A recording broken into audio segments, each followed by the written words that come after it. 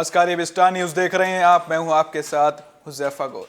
वक्त हो चला है उत्तर प्रदेश की खबरों का। पहली खबर बागपत से है, जहां आपको बता दें कि 22 दिसंबर से अमृतांजलि महोत्सव का आगाज हुआ था, जो आज उसका समापन हुआ है। बागपत में पहली बार 22 दिसंबर को जिला प्रशासन की ओर से अमृतांजलि महोत्सव का शुभारंभ किया गया था, जिसका मंगलवार को समापन किया गया। इस अवसर पर विभिन्न कार्यक्रमों के साथ साथ पुरस्कार भी बांटे गए हैं, जिसमें बागपत गौरव के रूप में लोगों को पुरस्कृत कर कार्यक्रम का समापन किया गया। इस दौरान क्षेत्रीय बीजेपी सांसद सतपाल सिंह ने सभी लोगों का आभार व्यक्त करते हुए जिला प्रशासन को भी बधाई दी है। प्रोग्राम चला था बागपत महोत्सव अमृतांजलि के नाम से। हाँ, इसका समापन हुआ। हाँ। उनको लोग सम्मानित किए गए, सत्य फाउंडेशन द्वारा या अन्य जानकारी। हाँ, देखिए, सबसे पहले तो मैं जो बागपत महोत्सव अमृतांजलि 2021 के नाम से 22 तारीख से लेकर के 26 दिसंबर तक चला, उसके लिए मैं बागपत के जिलाधिकारी श्री राजकमल यादव जी, उनकी पूरी टीम को और जिन लोगों ने भी इस कार्यक्रम में सहयोग दिया, समर्थन दिया, आशीर्वाद दिया, जितने भी कलाकार चाहे बागपत के बाहर के हों जो इसमें शरीक हुए, उन सब का मैं बहुत बहुत अभिनंदन करता हूँ, उनका मैं आभार व्यक्त करता हूँ। और आज समापन के दिन सत्य फाउंडेशन एक NGO है जो श्रीमती अलका तोमर चलाती है। उन्होंने बागपत में पैदा होने वाले जो लोग जिन्होंने अपनी मेहनत से, अपनी त्याग से, अपनी तपस्या से, अपने परिश्रम से बागपत का नाम रोशन किया है, उन लोगों का आज यहाँ गौरव किया गया, उनको यहाँ सम्मान दिया गया। विशेष रूप से 2 पुरस्कार जो जिसको हम कहते हैं बागपत गौरव के से। खबर फरुखाबाद की, जहाँ कासगंज ट्रेन बर्निंग ट्रेन बन गई। दरअसल ट्रेन में आग लग गई। आपको बता दें कि खबर फरुखाबाद की है। कासगंज एक्सप्रेस बर्निंग ट्रेन बनी। कासगंज से देर रात करीब 3 बजे फरुखाबाद आ रही पैसेंजर ट्रेन में आपको बता दें हतियापुर गांव के पास कासगंज फरुखाबाद पैसेंजर ट्रेन में आग लग गई। यात्रियों के शोर मचाने पर लोको पायलट ने सूझबूझ दिखाकर गांव के पास क्रॉसिंग से पहले ही ट्रेन को रोक दिया। ट्रेन में आग आगे न बढ़े, इसलिए लोगों को पायलट के ग्रामीणों और यात्रियों की मदद से लैपटॉप में घिरी बोगी को अलग कराया गया और कंट्रोल रूम को सूचना दी गई। इसके बाद दमकल की 2 गाड़ियों ने पहुंचकर आग बुझाने का प्रयास किया। SP अशोक कुमार मीना के मुताबिक कोई हताहत नहीं हुआ है।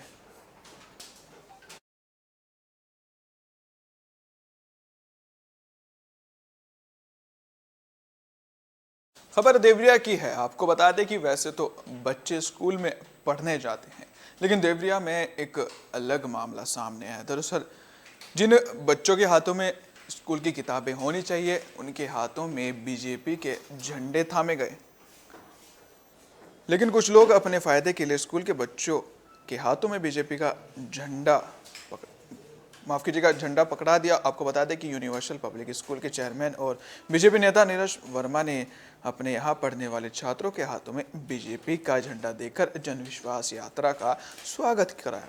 जिनके हाथों में कॉपी किताब होने चाहिए, उनके हाथों में अपनी उपस्थिति दर्ज कराने के लिए बीजेपी ने राजनीतिक झंडा पकड़ा दिया। जबकि जनविश्वास यात्रा में बीजेपी के 3 सांसद, प्रभारी मंत्री और गोरखपुर मंडल के क्षेत्रीय अध्यक्ष भी मौजूद रहे, लेकिन किसी ने मासूम बच्चों पर ध्यान ही नहीं दिया।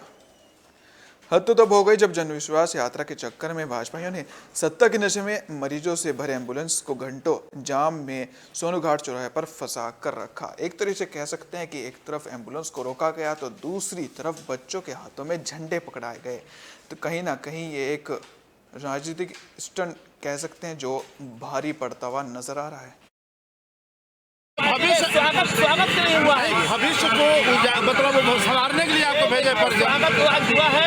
और हमारी भारतीय जनता पार्टी सरकार है और ये जनता हमारे इसी रास्ते से जा रही है, तो हमारी जिम्मेदारी बनती है कि हम इसको स्वागत करें। क्या मासूम बच्चों को बच्चे नहीं सारे हमारे जो है एक घंटे से ऐसी बात नहीं है। क्या उनको राजनीति की बात बढ़ाएंगे या शिक्षा देंगे? ऐसा है कि शिक्षा भी करेंगे और समय पढ़ने की राजनीति भी करेंगे। तो क्या आप पढ़ने आए हैं या भाजपा के लोगों को स्वागत करने आए हैं? आपके परिजनों ने क्या भेजा है? हम लोग पढ़ने के लिए आए हैं। तो आखिर कब से खड़े हैं यहाँ? कब से खड़ी हैं? नहीं अभी अभी आए सब, अभी 1 सेकंड हुआ, छुट्टी से जा रहे थे सब। अबे कुल 10 मिनट भइबे थे। तो आप ये भारतीय जन विश्वास यात्रा की वो स्वागत के लिए खड़ी हैं? नहीं ये बस जा रहे थे सब तो रोक लिया गया है इनको। खबर गोंडा की है, जहां पर एक बच्चे का शव मिलने से हड़कंप मच गया। दरअसल कुछ वक्त पहले बच्चा घर से गायब था। करीब 1 सप्ताह से गायब 5 साल के लड़के का शव रविवार को गांव के नजदीक एक गड्ढे में मिला, जिसकी सूचना पर पहुंची पुलिस ने शव को गड्ढे से बाहर निकलवाया। मिली जानकारी के मुताबिक रामसुख यादव पुत्र रामतेज यादव थाने में सूचना देकर बताया था कि बीते 19 दिसंबर को उनका 5 साल का बेटा सचिन गांव से बाहर बाग में खेल रहा था और वहीं से अचानक गायब हो गया। तभी से परेशान परिजन लगातार उसकी खोजबीन कर रहे थे। इसी दौरान रविवार को ग्रामीणों को गांव के करीब एक गड्ढे में एक बच्चे का शव दिखाई पड़ा। ग्रामीणों की सूचना पर पुलिस ने पहुंचकर शव को तालाब से बाहर निकलवाया और विधिक कार्यवाही शुरू की। बच्चे का तालाब में शव मिलने की खबर जंगल में आग की तरह फैल गई और देखते ही देखते वहां भारी भीड़ इकट्ठा हो गई। सूचना पाकर मौके पर डॉग स्क्वाड टीम भी पहुंचकर छानबीन में जुट गई है।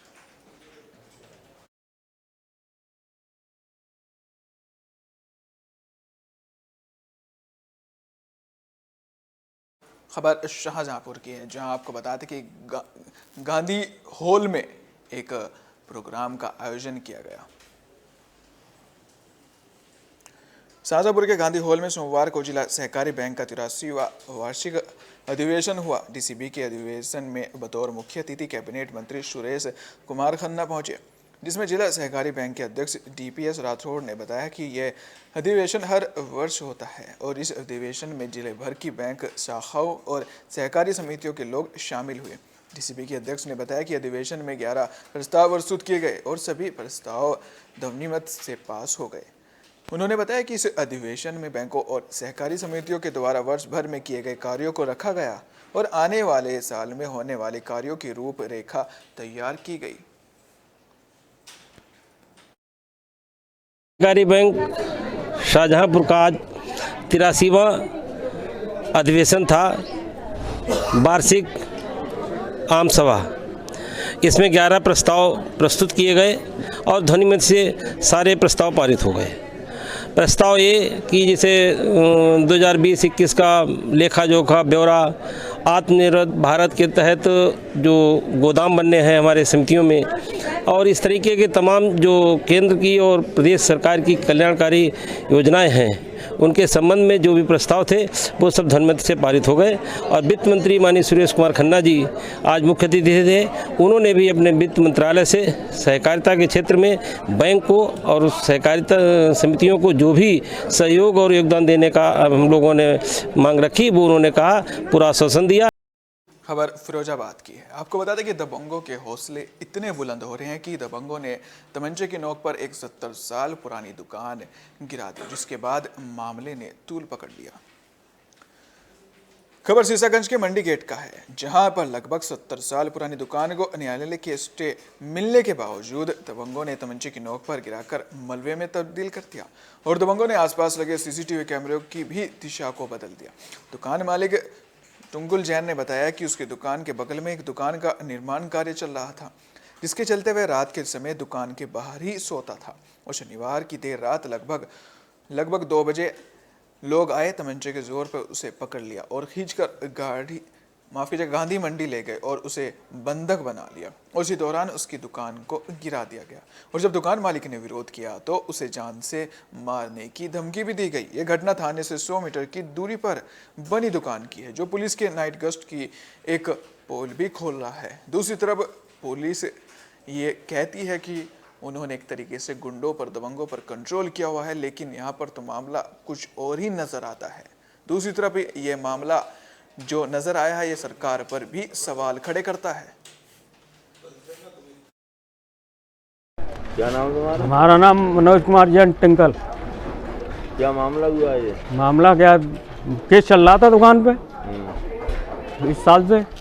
जो बात वही सो बता। वो जो क्या नाम है, आज रात में इन्हें गिरा दी है और हमारी मुँह में कट्टा घुस दो तमंचा। पिंटू अवनीश गुप्ता पिंटू ने और जो कह दी अगर नया की हवाई लगा दी तो जान से मार देंगे। तो फिर हमने हवाई नहीं, हम शांत है गए एकदम। कितने लोग थे? 50-60 लोग थे कम से कम। कैसे दुकान गिराई? है दुकान कैसे गिराई? अब जगह हमने देख पाओ कैसे गिराई हमने, पकड़ के मंडी में कहीं चले गए ना। तो क्या विवाद चल रहा है तुम्हारी दुकान का? ये चल रहा है मुकदमा। कितनी पुरानी दुकान है ये? है 70 साल पुरानी दुकान है। खबर बदायूं की है, जहां पर आपको बता दें कि कार पर बीजेपी का झंडा लगाकर लूटपाट की जाती थी। अब वो कार पुलिस की गिरफ्त में है। खबर फर्रुखाबाद हाईवे के आलापुर थाना क्षेत्र का मामला है, जहां पीसीआर पुलिस ने बीजेपी का झंडा लगाकर लूट रही स्कॉर्पियो कार को पकड़ लिया है, जिसमें स्कॉर्पियो चालक सवारियों को बिठाने के बाद चलती गाड़ी में मारपीट कर लूटपाट को अंजाम देते थे। लूट का यह काला कारोबार कई महीनों से चल रहा था। पुलिस ने स्कॉर्पियो चालक और स्कॉर्पियो कार को अपने कब्जे में ले लिया है, जिसके बाद पुलिस मामले की छानबीन में भी जुट गई है।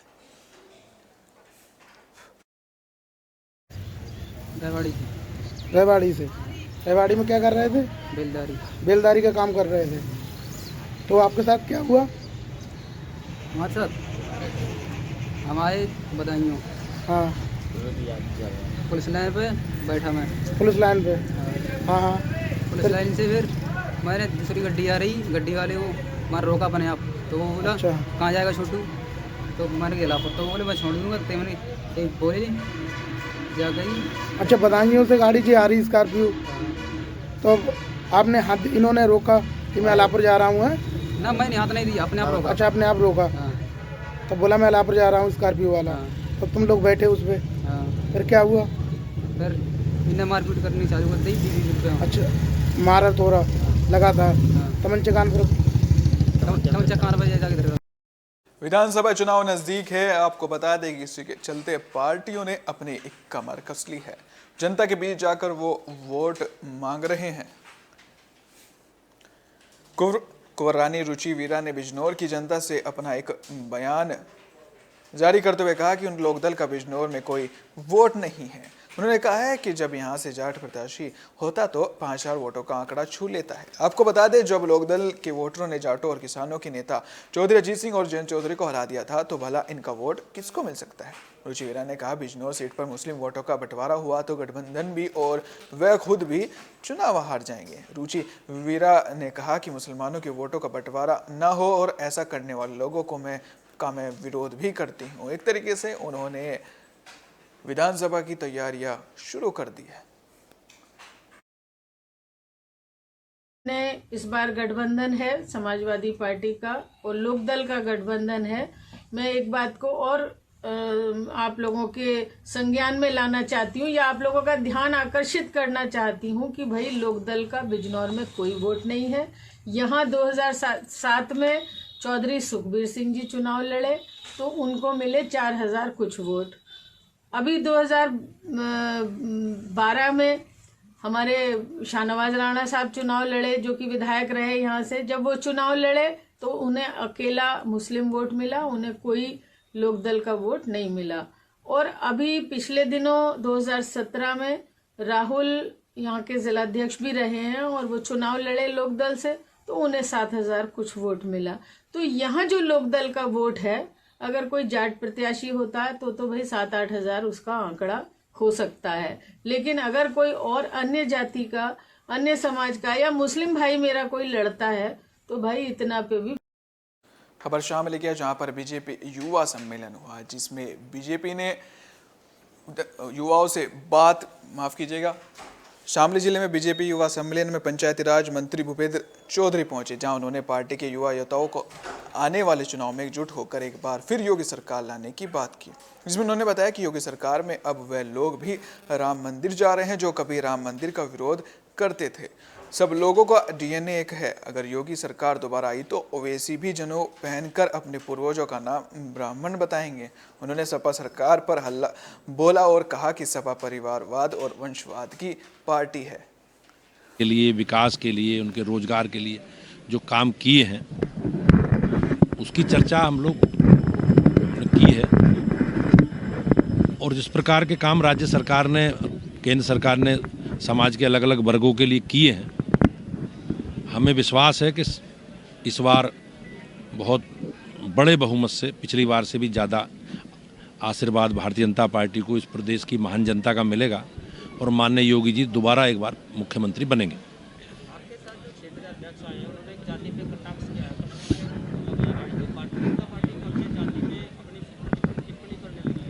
नहीं, ऐसा कुछ नहीं है।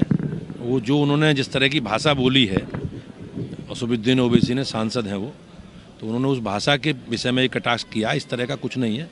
उन्होंने भी जो बयान दिया है आप लोगों के सामने सब रहा होगा, आप सोशल मीडिया पे चल रहा है, तो बयान निंदनीय है वो, लेकिन हमारा बयान उसी के परिप्रेक्ष्य में युवा मोर्चे।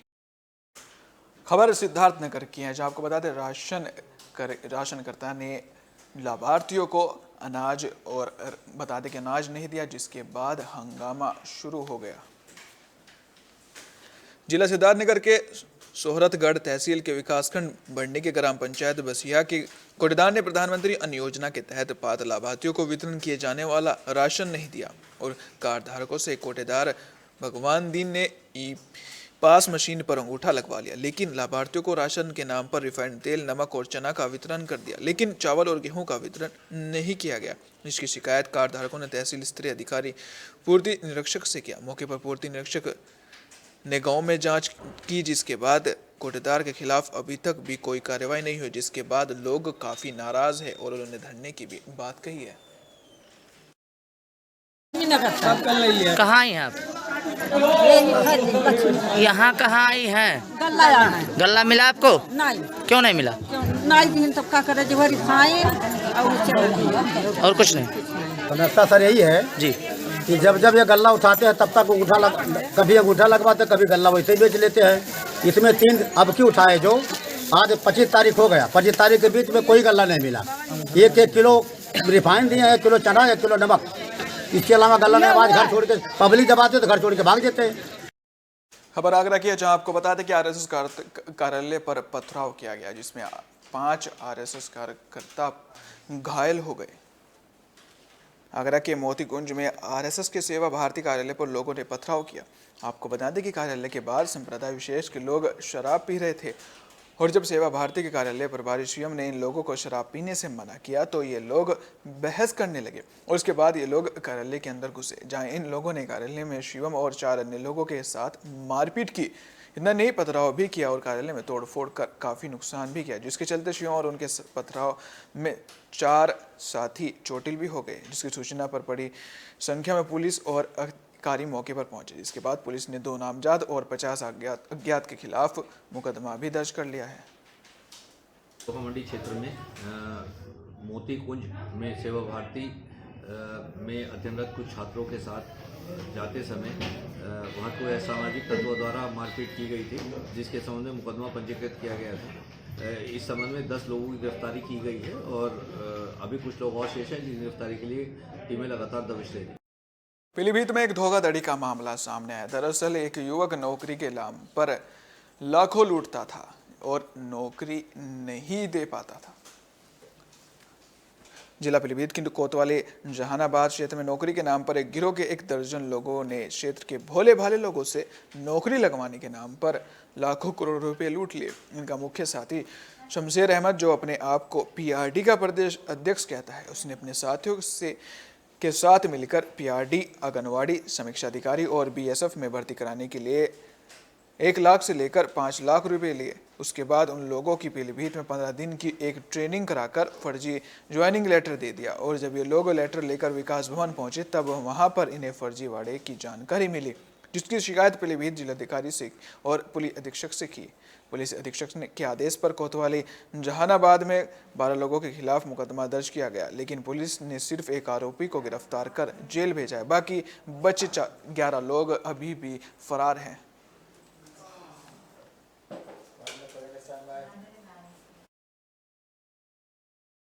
उत्तर प्रदेश की खबरों में फिलहाल इतना ही। देखते रहिए स्टार न्यूज़, क्योंकि यहाँ पर खबरों का सिलसिला कभी नहीं थमता। नमस्कार।